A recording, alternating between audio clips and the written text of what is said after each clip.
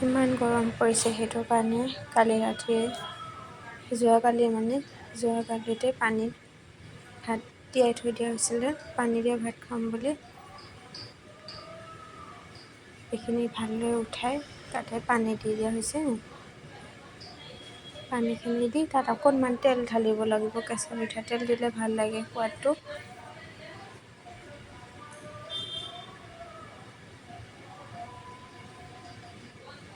কেঁচা মিঠাতেল অলপ দি দিলে সোৱাদটো ধুনীয়া হয়।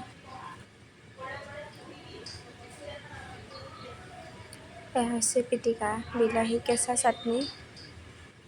এইটো আলু আৰু ভাতকেৰেলা পিটিকা। এইটো আলু আৰু কণীৰ পিটিকা।